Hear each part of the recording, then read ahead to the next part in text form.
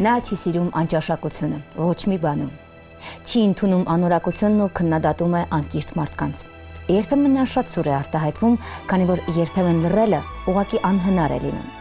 Եվ այս ամենը արտացոլվում է նրա աշխատանքի մեջ։ Նա գրում է, բեմադրում, խաղում։ Մեր տաղավարում այսօր հյուրընկալվել է գրող, բանաստեղծ, թատերագիր, դերասան Վահրամ Սահակյանը։ Շնորհակալ եմ Վահրամ, որ հյուրընկալվել եք մեր տաղավարում։ Ես եմ շնորհակալ։ Ուզում եմ մեր զրույցը սկսել Mea Culpa երկու ներկայացումից։ Ներկայացման իմաստը հիմնականում իմ մեղքը գաղափարն է։ Իմ մեղքը, այսինքն հանդիսատեսը, որին ուղղված է այդ հրապարակախոսական ներկայացումը, որի մեջ ուրիշ շատ գծեր կան,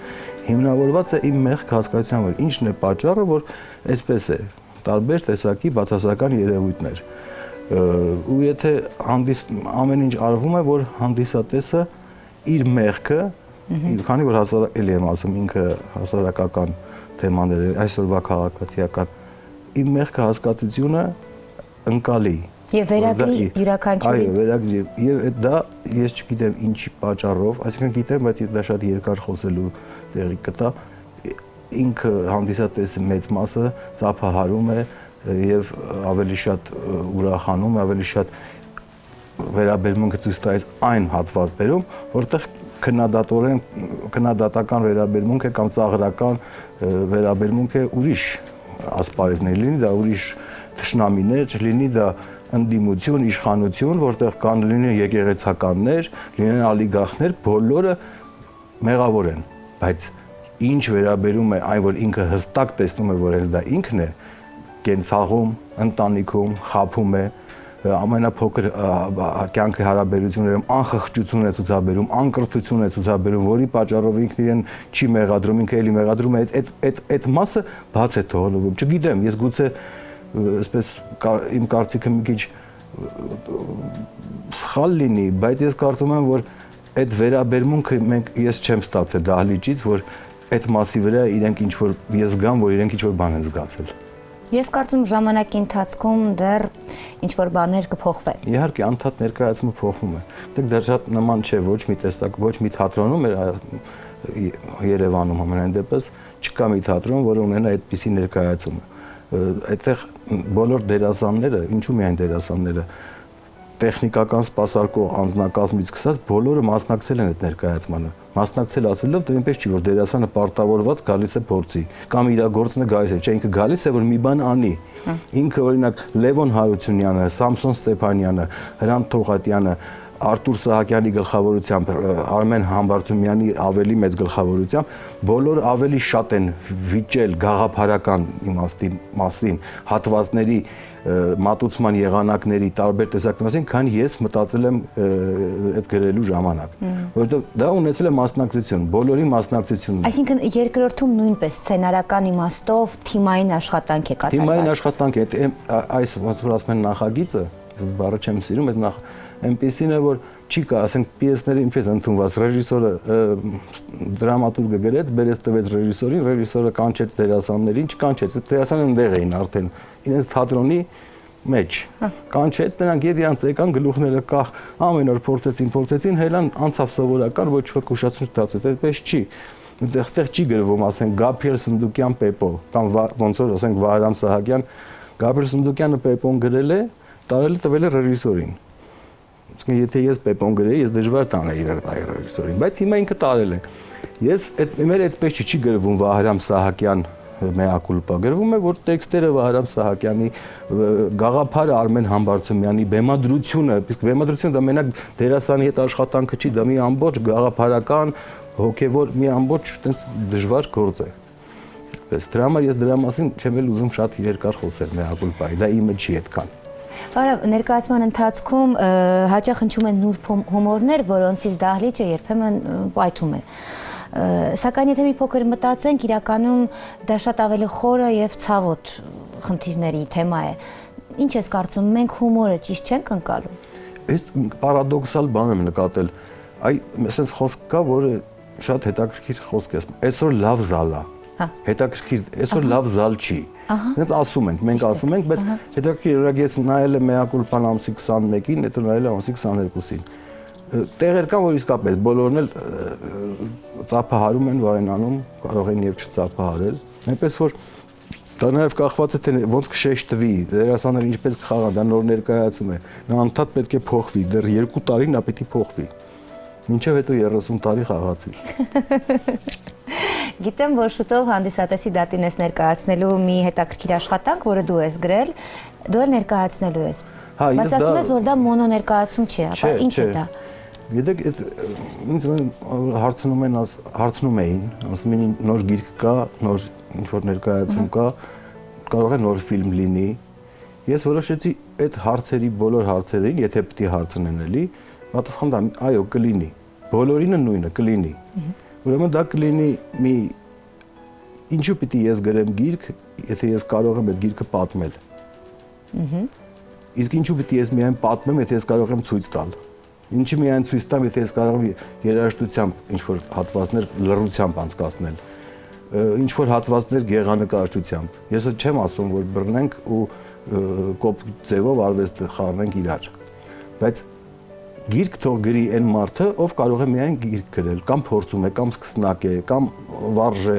հմուտ է արդեն, բայց ուրիշ բան չի կարող անել։ Եթե ես կարող եմ այդ անել, ես ինչու գիրքը գրեմ, որպեսզի հետո այդ գիրքը ինչքան էլ որ լավ գիրք լինի, մենք փոքր երկիր ենք, նա գնալու է ինչ որ ժամանակի հետ իր աղմուկը բարձրանա, հետո տանեն ու ինչ որ չափով մոռանան։ Իսկ ներկայացումը, որ դու պատմում ես, դա տեսապատկերով մանավանդ, երաժշտությամբ եւ մյուս ճյուղերով, դա համ ազդեցիկ է, երկրորդ ամեն անգամ ամեն այդ ներկայացման շատ բան է փոխվելու։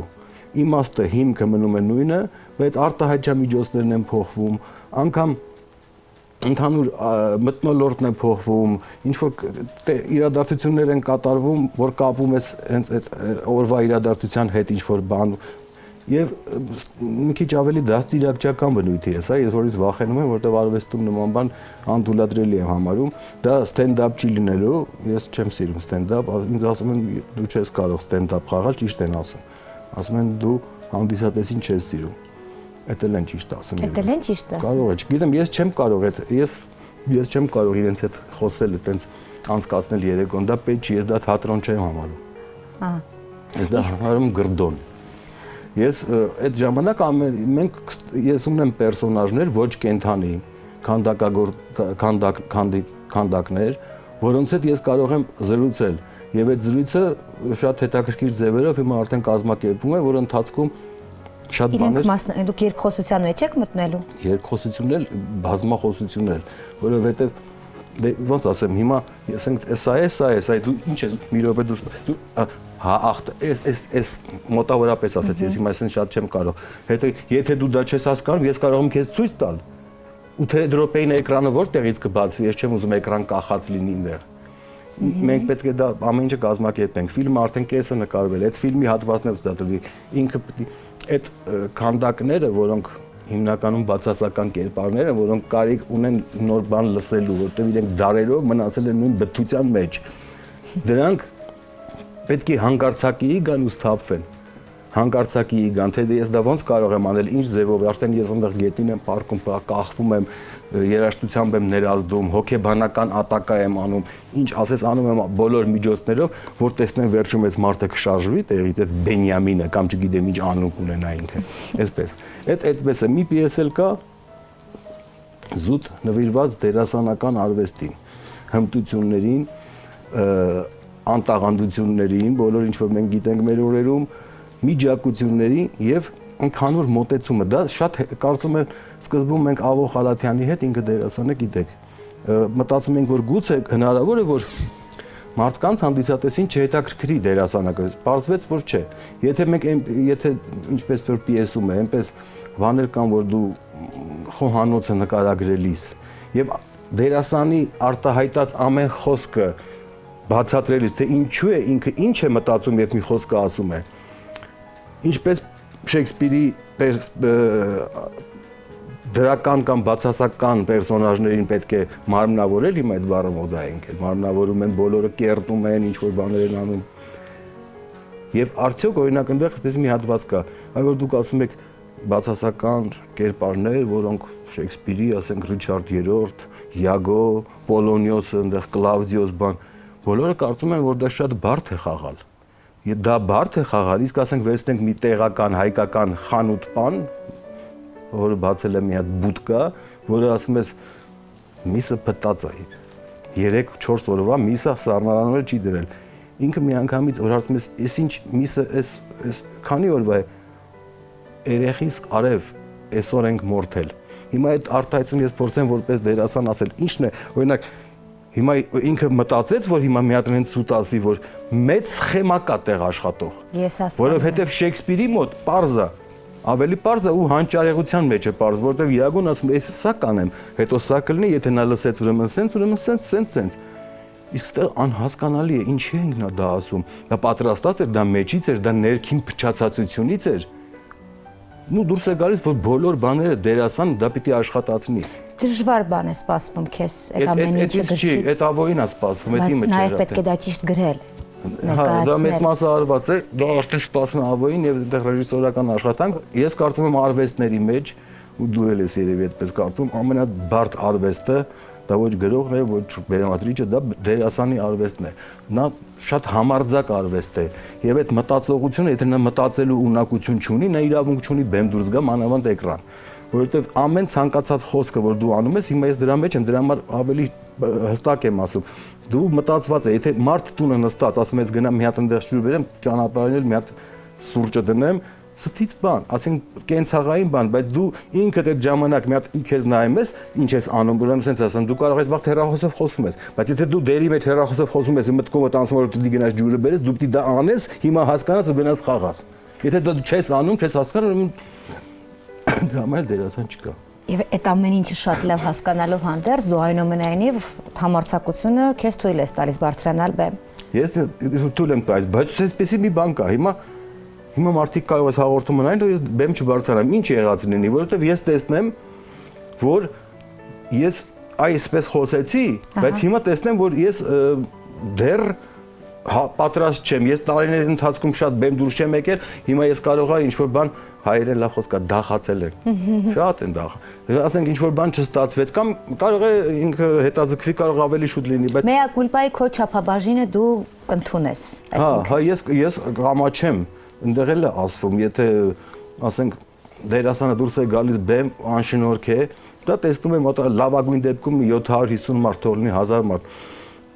Դա դեռ անամոթություն չի, անամոթությունը գիտեք որն է, լինելով անշնորհք, ապաշնորհ, հմտության մասին չխոսեն ոչ մի բան, դուրս ես գալիս հեռուստատեսային էկրան,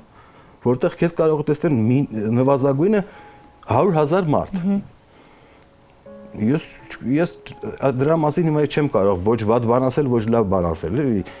Ինչպես մի խոսք կա, որն է ընդհանրապես անկրթությունը, որ ասեցիք, որ ես չեմ սիրում։ Անկրթությունը դա փողոցում բարձր խոսել, դրանք էլ կարող են, բայց դրանք անկրթությունը սեփական գործը լավը չանելն է։ Եթե դու կինո ռեժիսոր ես ու մեծամիտ ես, դու անկիրթ մարդ ես։ Որովհետև քո մեծամտությունը, եթե իրենք ապրեն արտասահմանում, այնտեղ շրջապատ ունենան, իրենք այդ շրջապատի մեջ չեն կարողանա ապրել, կամ նրանց ընդդեղից կհանեն կասեն ինչ որ նոպաներ ունեցող մարդ է, տարօրինակ մարդ է, չենք շփվում, որովհետև անընդհատ խոսել ես էս արեցի, ես կգնամ են կանեմ, ես են կանեմ, դա ընդունված չի քաղաքակիրթ աշխարհում։ Ես ասելը ընդունված չի քաղաքակիրթ աշխարհում։ Վերջերս մեկ ասել Տիգրան Համասյանը, ինչ համեստ տղա է, մի հատ բան Տիգրան Համասյանը կիրթ մարդ է։ Կիրթ մարդը Մարկուս Միլլերը Մայլս Դեյվիսի մի ամբողջ ձայնապնակ մի ամբողջ համերգ էր կազմակերպել ու մինչև հիմա մարդկությունը լսում է թութուն։ Միտեղ ինքը չի դրա մասին նվագի, չէ՞ նո ես այս ժամանակ 90 թվին էս արեցի, ես էս Օսկարը ստացա, ես գնացի այնտեղ, շատ ներողություն կասեն մեր շրջապատում sense մարդ կհանեն այդ շրջապատից։ Չես կարող դու ապրել քաղաքակիրթ երկրում, անգամ Ռուսաստանում, որտեղ դու մեծամտություն հավան, այսպես ինքնագովազդով զբաղվես, ու տենց բառեր օգտագործես, ես այս դերը կերտեցի, ես մարմնավորեցի, այդպես քո հայրիկն ու մայրիկը քեզ չեն մարմնավորել դեռ։ Դու ո՞նց ես մարմնավորելուց խոսում, դու գիտես ինչ է մարմնավորելը։ Ես կարող մի բան էլ ասեմ դերասանական արտադրանքի։ Մեր ժամանակ ինստիտուտից էլի, ոնց որ հիմա դուրս են գալիս տարին 1 դերասան կամ 2, ամեն կուրսից մի հոգի դուրս գալ լավ է, բայց ինչն էր այն ժամանակվա լավը, որ մյուսները որոնք չէին դառնում դերասան։ Կեսից արդեն, ասենք, երկրորդ կուրսից չէին զբաղվում, գիտեին, որ համ անշնորհք են, համ հավան չկա, գնում էին զբաղվում են ուրիշ գործերով, մեկը կոշկակարություն էր անում, մեկը ինչ-որ բիզնեսը բացեց, ինչ-որ sense բոլորը գնացին, բայց ոչ ոք իր ապաշնորհությամբ հանդերձ չէր մտնում այդ բանը։ Իսկ հիմա գիտի, որ անգամ լավ թատրոններում Բաբայան Ռուբենը իրեն չի ընդունի, որտեղ ինքը անշնորհք է, այս թատրոնը, այստեղ Սունդուկյան թատրոն չի ընդունի, Ալեքսանդր Գրիգորյան չի ընդունի, ոչ ոք չի ընդունի քեզ, ինչ պիտի անեմ, գնամ, ինչ պիտի անեմ, գնամ թող կես միլիոն մարդ ինձ նայի։ Այդ հայտարարությունը էլի տես բան գոյություն չուներ, հիմա ունի։ Գիտես, ես որոշակիորեն գաղափար ունեմ քո դիրքորոշման մասին կապված սիրիալների հետ, բայց արի խոսենք կինոարտադրությունից, հա։ Այսօրվա նկարահանվող բազմաթիվ ֆիլմերի շարքում կան գոնե 1-2-ը, որոնք քեզ դուր են գալիս, իսկապես արժանանում են քո հավանությանը։ Կան, եթե դուր են գալիս, դա չի նշանակում, որ լավն են, որովհետև լավի չափանիշը ես պահպանել եմ, այդտեղ կարող եմ մեծամտանալ։ Ես գիտեմ ինչ է լավը։ Ահա։ Եթե մարդիկ չգիտեն, ասենք, այնքան վատ բան են տեսել, մեղադրելու բան էլ չի։ Այնքան վատ ֆիլմեր են տեսել, որ հիմա եթե ահավոր ֆիլմ է, որ հիմա ահավոր չի, նայվում է, գրեհիկ չի, պրոֆեսիոնալ է, բան է, ասում են լավն է, չէ, այդպես չի։ Լավ ֆիլմը մենք եթե մենք ուզում ենք ինչ-որ չափով ինքնահաստատվել կինո աշխարհում, Հայաստանում, մենք պետք է լավին լավ ասենք, վատին վատ։ Մենք պետք է փորձենք լավ հասկացությունը մեր համար դնել լավ ռուսական ֆիլմ, լավ եվրոպական ֆիլմ, լավ ամերիկյան ֆիլմ։ Մենք դեռևս Հայաստանում չունենք դա լավ ֆիլմ, որը համեմատվի որևէ լավ ռուսական ֆիլմի հետ կամ եվրոպական կամ ամերիկյան։ Փոքր շուկայի համար ո՞նց կարող ես դու ֆիլմ ստեղծել։ Այդ ուրիշ բան, որ այն 30 տարի առաջ այդ ֆիլմի համար այնպեսի բյուջե էր գծվում, որ այդ ֆիլմը պետք է հայկական ֆիլմը, ասենք մենք ենք մեր սարերը կլինի կամ մյուս ֆիլմերը, դրանք ցուցադրվում են Ռիգայից մինչև Վլադիվոստոկ։ Ու այդ դա մեծ հանդիսատեսի համար էր։ Այնպես չէ, որ այն ժամանակ տաղանդավոր էինք, հիմա անտաղանդ ենք, չկա այդպես բան։ Հիմա մենք քիչ ենք։ Բարեմ, դու ասացվածքներ ունես կանանց մասին, տգեղ կանանց մասին։ Բայց չէ որ մեկը հայտնի, մեկը մի օր ասել է, որ տգեղ կանայք չկան։ Այդ հայտնի մեկը ես չգիտեմ ինչ ասել, բայց այդ հենց նույն մեակուլպայում կա, ասում է Արագ Եղեցիկն ասում է, նվարդին բերեցին, որ իմ կինն էր, ասում է շատ տգեղ, ասում է, բայց տգեղ կին չկա, չէ որ ասել են տգեղ կին չկա։ Դու հոգիս չես, չէ, ես ասում բան նվարդ է։ Ոչ չկա։ Չէ, դե ես տգեղ կանանց մասին տենց բան, ես կանանց մասին պիես էի գրել, որտեղ հատված կար տգեղ կանանց մասին, որ այդ հատվածից էլ ինչ-որ բան տարածվեց ինտերնետում։ Որ ամբողջ ներկայացումը չեն նայել, ինչ-որ սիրողական խումբ էր բեմադրել 2013 թվականին։ Բայց նաև դու քո էջում ունես ասացվածքներ տգեղ կանանց մասին։ Այդ այնտեղից հանը դրել ենք այնտեղ։ Հա, ասա խնդրում, հայ կանայք տգեղ են թե գեղեցիկ։ Հայ կանայք գեղեցիկ են։ Հայ կանայք, հա, այդպես չկա, ազգությամբ չի որոշում գեղեցկությունը, գեղեցկությունը, բայց համենայն դեպս արվեստում ես մի բան եմ նկատել, եթե ասենք ինքը այդ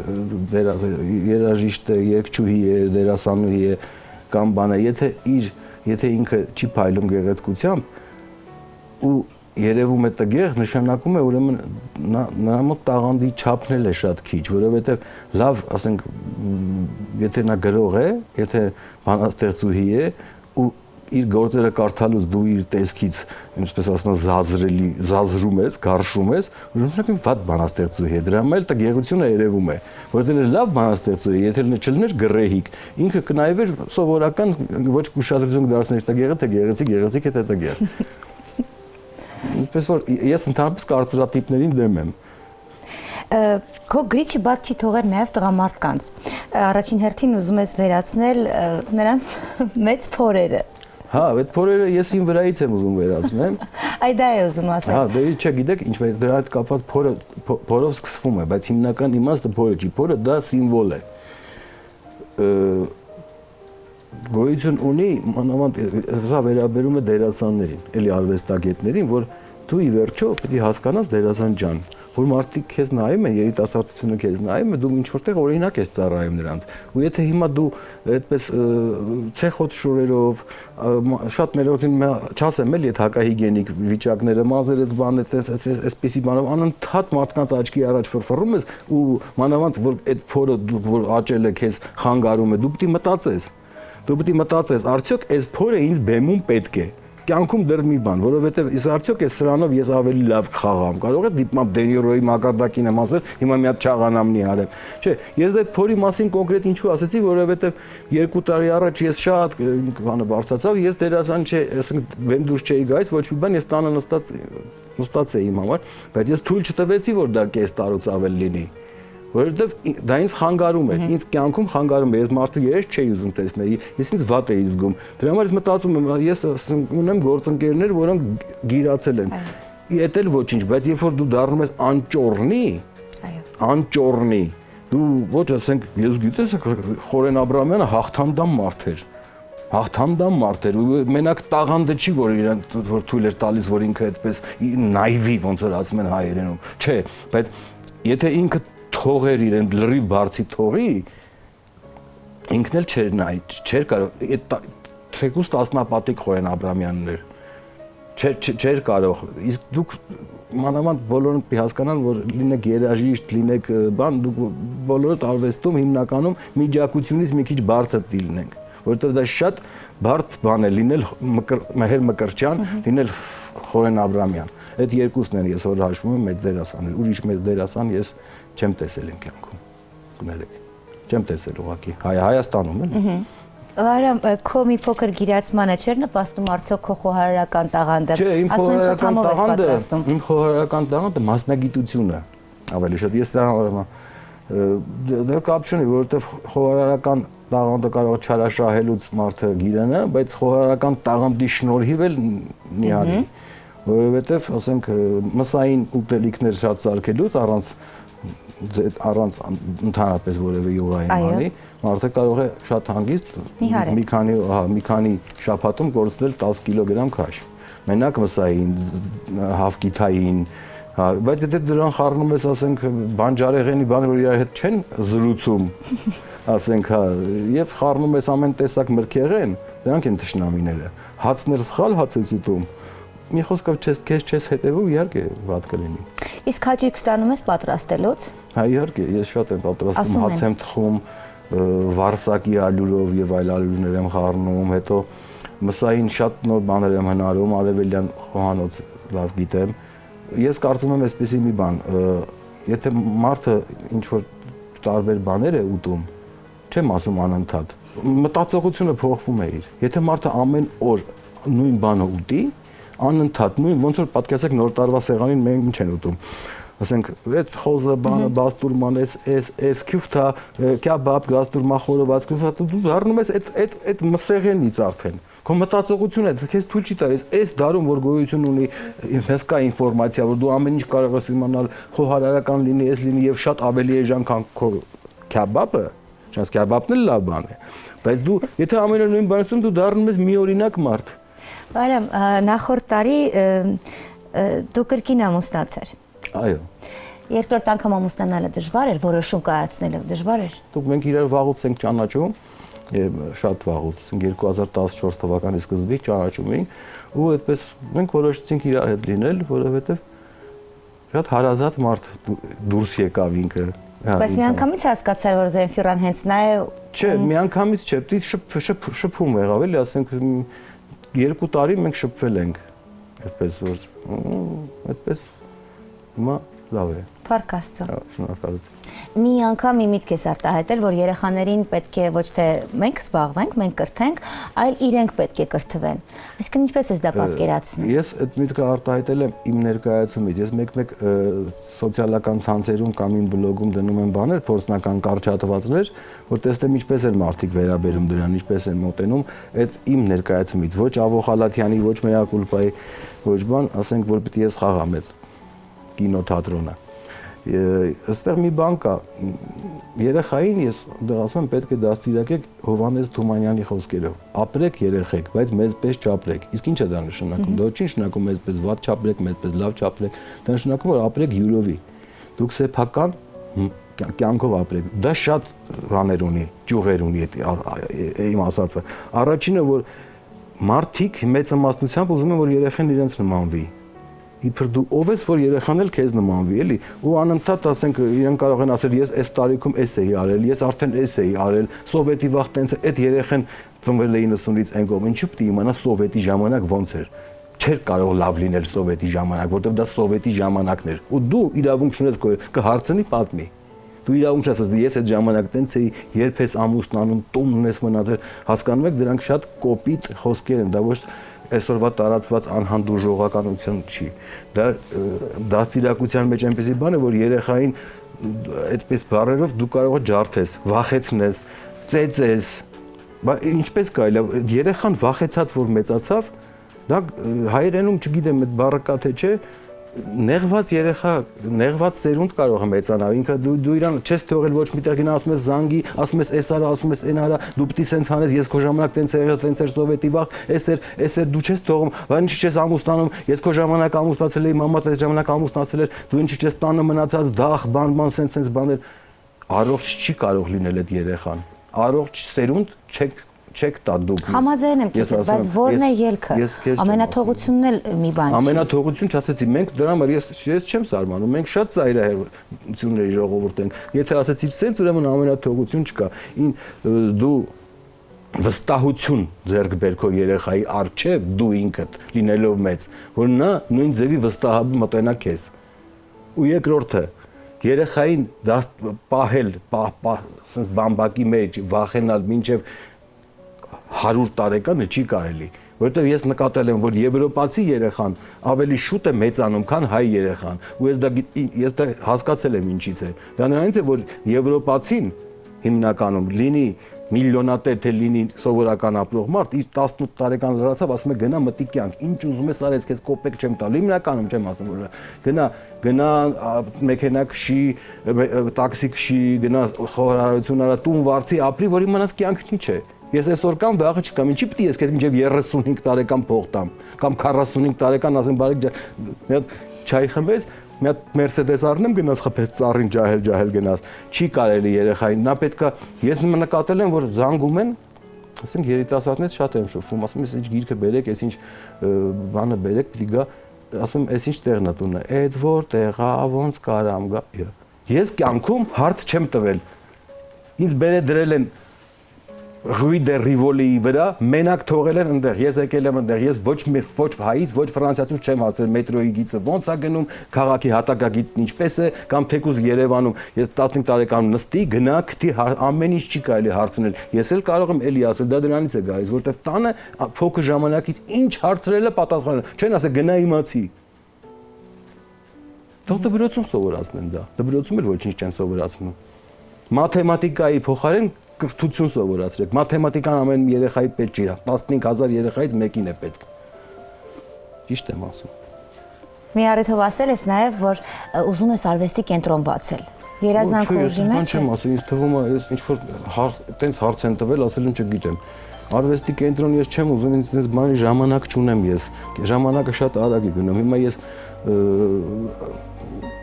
գործեր ունեմ անելու ահագին, որ այս ինչ որ ես հիմա ասում եմ, դրա ես ասում եմ դրա կես տոկոսը, հետո աղավաղված եմ ասում, անհանդուրժողական ձևով եմ հիմա շատ ասում։ Ներկայացման մեջ դա ունի իր բացատրությունն է, հիմա շատերը լսեն ինձ, կասեն, դրա ես ինչ ա խոսում, ուրեմն ասեն, տենց չի։ Դուք ճիշտ եք։ Որովհետև ես հիմա ասացի դրա մի մասը, ես ասացի վերևի մասը, մակերեսային մասը։ Հիմնական մասը ես կասեմ դա, երբ որ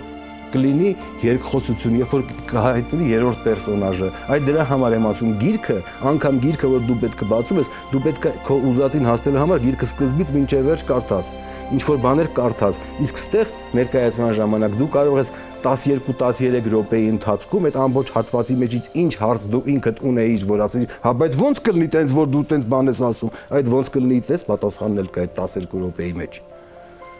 Դա կլինի կինոյով, դա կլինի զգացմունքային անգամ երաժշտությամբ կամ չգիտեմ ոնց։ Ուրեմն շատ հետաքրքիր քեզ հետ զրուցել է, իսկապես եւս մեկ անգամ համոզվեցի, որ դու շատ ինքնուրույն, շատ հետաքրքիր եւ անսովոր մտածողության տեր մարդ ես, ինչը այսօր իսկապես պետք է մեզ, մեր հասարակությանը։ Շնորհակալ եմ, որ այսօր տաղավարում էիր։ Այսպիսին էր գրող, բանաստեղծ, թատերագիր Դերասան Վահրամ Սահակյանը։